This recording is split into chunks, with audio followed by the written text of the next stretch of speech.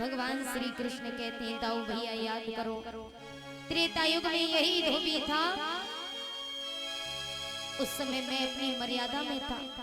यदि मैं धोबी को दंड देता तो पूरी अयोध्या नगरी कहती कि राजा राम होने के खातिर राम ने राजा होने का फायदा उठा करके धोबी को दंड दे दिया और अपनी पत्नी को बख्श दिया, और इसी जगह किसी और की पत्नी होती तो दंड देते।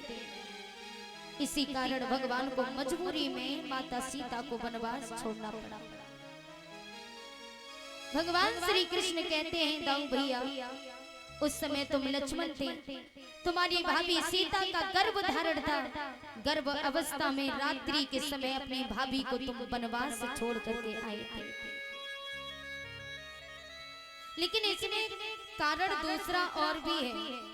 माता सीता को गर्भ अवस्था में ही अपने पति से दूर क्यों होना पड़ा? तो देखिए ये बात जब माता सीता 5 वर्ष की थी तब की। माता सीता को श्राप लगा हुआ था। जब माता सीता 5 वर्ष की थी तब माता सीता को एक तोता और एक तोती ने कथा सुनाई थी। कथा सुनाने के बाद तोता और तोती ने कहा कि सीता, तुम्हारा विवाह भगवान श्री राम के साथ में होगा। माता सीता बड़ी प्रसन्न हुई, तोती को पिंजरे में कैद कर लिया और कहा मैं तुम्हें उसी दिन कैद से आजाद करूंगी जिस दिन मेरा विवाह राम के साथ हो जाएगा। तोती का गर्भ धारण था। गर्भ अवस्था में तोती पिंजरे में थी। तोता बगिया में घूमने जाता है। तोती की पीड़ा होती और पीड़ा से तोती का निधन उसी पिंजरे में हो जाता है। तोती का देहांत हो गया। तो माता सीता ने देखा कि तोती मर चुकी है। तो माता सीता उस तोती को लेकर के अपनी बगिया में उसका दाह संस्कार करने के लिए गई। तोता उड़ता हुआ आया। तोते ने देखा कि मेरी तोती गर्भ अवस्था में मरी पड़ी है। तो तोता की आंखों में आंसू भर आए।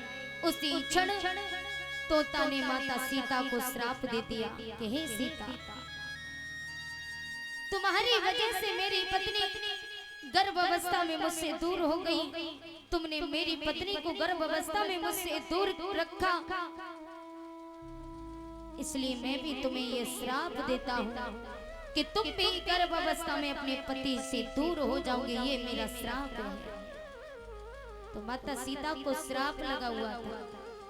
उसी श्राप के कारण माता सीता अपने पति से गर्भ अवस्था में दूर हो गई। भगवान श्री कृष्ण कहते हैं दाऊ भैया, इसलिए आप पीछे हटो और मैं इस धोबी का वध करूंगा, क्योंकि मैं त्रेता युग में मर्यादा में बंधा हुआ था, लेकिन द्वापर में मर्यादा में नहीं हूँ। अब इसका मैं वध करूंगा। भगवान आगे बढ़े। आगे बढ़ के नाथ ने दियो तमाचा खींच, लौट गया फिर भूमि पर, गयो अमर दुर्नीच।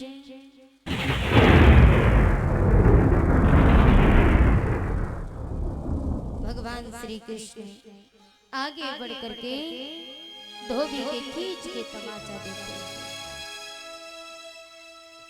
आज धोबी के प्राण पखेरु निकल जाते हैं। धोबी भगवान के परम धाम को पहुंच जाता है। बोली गोविंद भगवान की जय जय।